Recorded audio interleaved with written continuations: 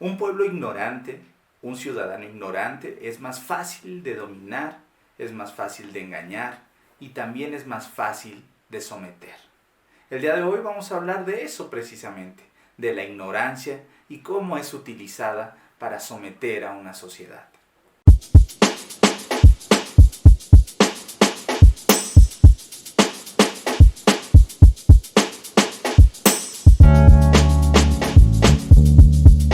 Te voy a contar una historia que a mí me gusta mucho porque habla precisamente de esto, del poder de la ignorancia y cómo muchas veces estamos sometidos. Va a ser un video muy rápido porque nos hemos estado excediendo cada vez más y no quiero abusar de tu tiempo, ni de tu nobleza, ni de tu compañía. Bueno, fíjate que es una historia de Platón y habla que hace muchos años, cuando aún existía la esclavitud, sometieron a 3 niños y esos 3 niños los metieron en una cueva. Y esos niños estaban encadenados, amarrados en sus brazos, en sus piernas y no tenían contacto con la sociedad. Y así fueron creciendo, amarrados, sometidos. Y cuenta la historia que les aventaban comida, que les aventaban agua y que ellos se iban alimentando y creciendo. Pero también cuenta la historia que a lo lejos estaba la entrada de esa cueva y que al momento de pasar, por ejemplo, las personas, reflejaba la sombra al final de la cueva, precisamente donde ellos estaban.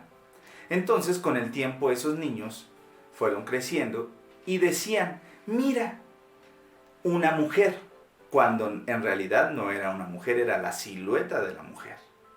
Y de repente pasaba un perro y dice: mira ese perro, qué bonito. Y luego mira ese caballero, y mira esa niña. Pero ellos solo veían las sombras, el reflejo de esas personas. Pero para ellos 3, esa era su realidad. Era su vida, eran sus ideas, era su mundo. Bueno, pasaron los años y cuenta la historia que esas cadenas se fueron oxidando, se fueron poniendo débiles. Y un día, uno de ellos, logró zafarse, logró romper esas cadenas y trató de ayudar a los demás, pero los demás se sorprendieron al ver que él ya estaba libre. Bueno, este joven salió de la cueva siguiendo la luz y cuando se enfrentó a la luz, pues se deslumbró. Obviamente, después de tantos años se deslumbró y cuenta la historia que quedó temporalmente ciego. Y poco a poco, al momento que sus ojos se van acostumbrando a la luz del sol, él empieza a ver su nueva realidad. Y empieza a darse cuenta que las sombras no era la realidad. Y por primera vez conoce a una mujer. Y por primera vez conoce a un hombre. Y conoce a un perro. Y conoce a unos niños. Y conoce una bicicleta. Que es la realidad. Entonces él se queda extasiado, maravillado. Imagínate. Los colores, la brisa. Y se queda pasmado. Entonces cuenta la historia que mientras él se quedó maravillado y pasmado, llegan los captores, se dan cuenta de que se había escapado y lo someten. Lo vuelven a someter, le cambian las cadenas y lo llevan con sus otros 2 compañeros. Y ahí lo avientan. Entonces él, muy emocionado, les dice a los demás, a sus 2 compañeritos, que habían crecido juntos, dice: oye, eso no es la realidad. Allá afuera hay colores y hay sabores, hay olores.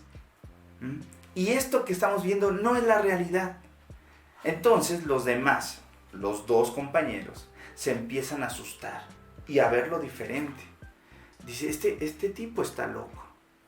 No, de verdad. Miren, eso no es una mujer. Eso que están viendo ahí no es una mujer. Yo conozco una mujer de verdad. Está llena de vida y de movimiento. Eso no es una mujer.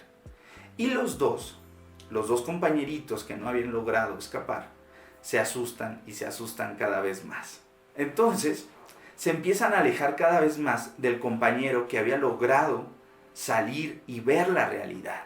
Hasta que al final dicen, ¿sabes qué? No le hagas caso. Es un loco. No le hagas caso.